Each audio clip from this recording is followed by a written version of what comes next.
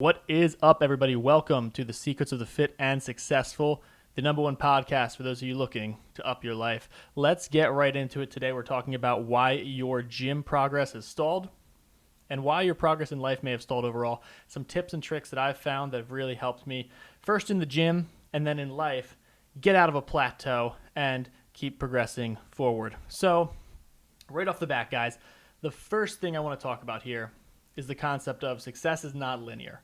And if you've done anything in life, you're going to realize that you started with a plan and you said, okay, I'm at A, I want to go to B.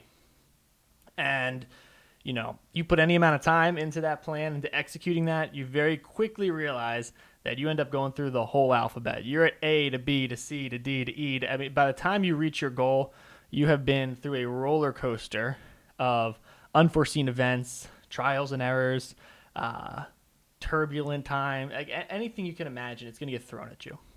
And it is no different in the gym, and it's no different in the rest of life. So today we're going to talk about maybe your progress is stalled in the gym. We're going to start right there, and we're going to see how do we get around progress stalling in the gym, and then how do we relate that to maybe anything else that we're stuck in life. Gym's a great place to learn a lot of life lessons and really kind of almost take a trial run at a lot of things you want to try in life, because you'll learn the lessons, you'll learn them very quickly, and it's all you. When you're in the gym, it's you. You have to do everything. You can't buy it. No one else can do it for you. You've got to go through it and struggle and make it happen. And so if you can do that, you're going to learn business and the real world very quickly through the lens of fitness. So you've been going to the gym for a while now. You felt like you were doing well, but then things are starting to stop progressing, and the weights you've been lifting, they're the same. The cardio you've been doing, it's getting repetitive. Everything that you do when you go into the gym, the machines you maybe use, it's not firing you up like it used to. You're not sweating the same. You don't feel like you're getting any stronger in any of your lifts. So what gives?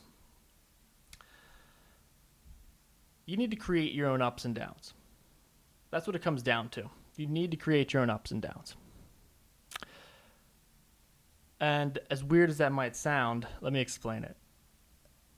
You're going to have ups and downs in anything, like I just talked about. In the gym, you want to actually create those for yourself. You see, if you program the ups and downs into your journey, if you kind of look ahead and you can foresee where that's going to happen and you program it in, you can get around the setbacks by almost creating them yourself. So let's give a very practical example here. If you're in the gym, you should work on a yearly plan. Like all of our goals, you take a year plan and you break it down into quarterly plans, monthly plans, and then you have your week and your daily plans from that.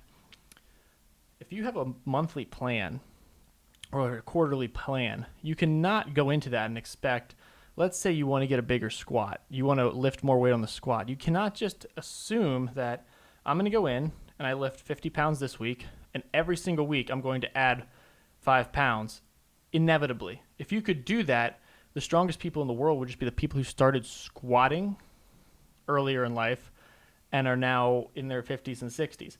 There's so many more variables to it, just like anything else in life, any other goal we have in life. There's so many more variables to it that we don't understand at the starting point all the different hiccups we might have to go through to get to the end point. So I'm going to run you through a couple of them right here. Why is your progress stall in the gym? First of all, you're not utilizing progressive overload. When you go into the gym, you're doing the same thing every day. And like we said with diet, if you do the same thing forever, eventually your body catches on, right? At first, you go in, it's a shock to your body. That whole week, you're super sore. You're getting used to a new workout program. 3 months from now, if you're doing the exact same thing you just went in the gym to do, your body does not need to adapt to it anymore. It is used to going into the gym, hopping on the machines you've always hopped on, and lifting the weight you've always lifted. And so there is no need for the body to adapt or change or do anything in order to sustain that. Doesn't have to burn any extra calories. Doesn't have to create any new neural pathways through the muscles to control it. If you're always doing what you've always done, then you're going to stay at that place that you've made it to. You have to continually push yourself. And so, how do you do this? You structure in growth into your routine. Very simple. We'll talk about squats again. You're trying to get a bigger booty. You've heard squats are the best way to do it. You're starting to squat. How do I progress now? How do I make sure that my growth and my progression doesn't tap out after a couple months? Very simple. We're going to go up, we're going to come down a little bit. We're going to go up, we're going to come down a little bit. Almost like a stock market graph. If you look at the stock market over the years, you see that it constantly increases, right? It grows, the economy grows, but there's ups and downs. There's periods of good and there's periods of bad. We're going to create that for ourselves so that we can sustainably grow over time. So let's, very easy, put it into tangible words right now. You're going to do 4 weeks of lifting, right? And every single week, you're going to try to add a little bit more. So let's say week 1, you squatted 50 pounds. Week 2, try squatting 55. Week 3, 60. Week 4, 65. And let's say on week 4, you didn't quite get the squatting of 65 pounds done all the way. You're supposed to do 3 sets of 10. Very basic, right? But you can only do it for like 8 or 9 reps. What that tells us is we've grown through this exercise movement and we're hitting a plateau now. We're not going to be able to grow in a linear fashion anymore. So what do? We take a rest week where we go in, we focus on form, and then when we come back, maybe we switch it up. Now we're squatting again, but we're going to change the stimulus. So if the stimulus was 10 reps last time, this time maybe we're going to squat a little heavier now that we've worked on our form. We had those 4 weeks of working on our form and getting it down. We feel a little more comfortable. Now you're going to squat a heavier weight, but let's say you only do it for 5 reps. And then we do that for another 4 weeks. And by undulating this, and creating this kind of diversity in the lifts, creating this change and non-linearity in our programming, we're able to get around the plateau. So we call this in the industry progressive overload. And it is the backbone of fitness. Like if you want to grow and you want to continue to grow in fitness and you want to continue to make your physique better and better and look better and better and feel better and better, you have to understand and implement progressive overload. So there's 4 different factors that can go into progressive overload. You can change the weight, you can change the reps, you can change the intensity, and you can change the rest time. So, and there's probably a couple others. Those are just the 4 I'm picking right now. But there's a ton of different variables that you can change to basically affect progressive overload. So let's say 1 month we're focusing on lifting very heavy weights. We might be taking higher rest times. In the next month, let's say, maybe my joints hurt a little bit. I don't want to do that because it's so you're hitting that mental block of like my joints hurt and I don't feel as comfortable with this anymore. Fine, we'll lift lighter weights, but guess what? If you used to be resting 2 to 3 minutes between squats, now you're resting 30, 45 seconds. And the intensity changed. Even though the weight came down, we're still actually progressing and becoming stronger because we've changed one of the variables to be something we're not used to, something the body has to adapt to and overcome. And as you can see, there's a million different ways we can do this, right? Then the next week it's, maybe we're upping the weight and bringing the rest time back down. Or maybe, heck, we try to up the weight and keep the rest time lower. And therefore, we're getting just even more overall efficient with the movement and better with the movement and our rest time.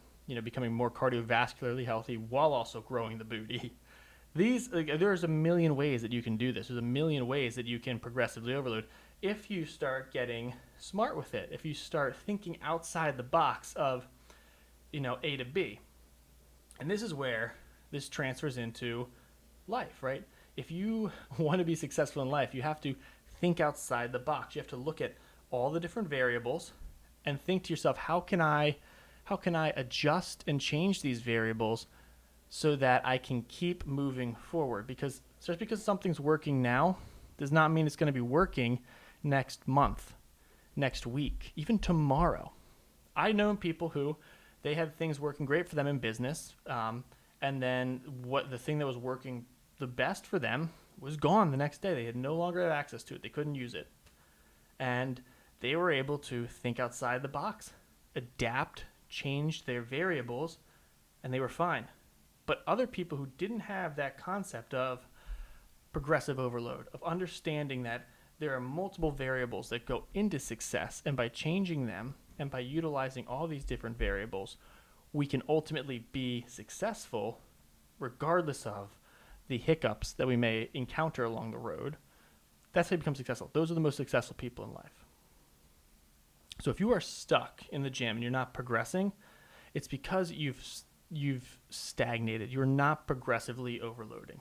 And I'm not saying this in the terms of, oh, you have to shock the muscle. I'm saying this in the terms of you need to have a plan for how you're going to change different variables over time so that your body is always in a state of having to adapt to a new stimulus and grow. And if you can do that, you're never going to stagnate in the gym. But if you fail to do that, you're going to notice that you're going to the gym, you're putting the time in, but you're not getting the results that you want for the time you're putting in. And that can be extremely frustrating.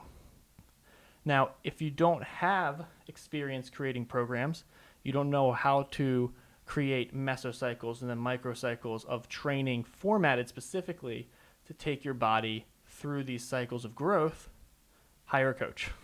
I know I plug it every time. Hire a coach. Doesn't have to be me. Just hire a coach. I guarantee you that you will notice a tangible difference if you have someone there helping guide you through this, making sure that not only one, that you're doing it safely and correctly, but two, you've optimized it so that you are guaranteed that the plan that you have is adjusting your variables correctly to get the maximum amount of growth. Because let's be honest, you're going to the gym, you're putting the time in, it's a lot of work, you're putting in the sweat equity, you're investing in yourself. You want results. You don't want to be frustrated. And there's nothing more frustrated than putting in effort and putting in your time, which you can't get back, and not getting results for it.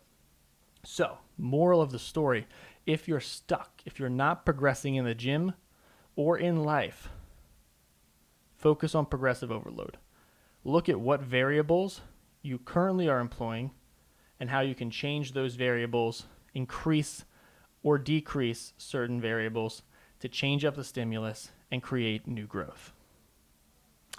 That is it for today's podcast, guys. I hope you enjoyed. And as always, I will see you tomorrow for our next podcast.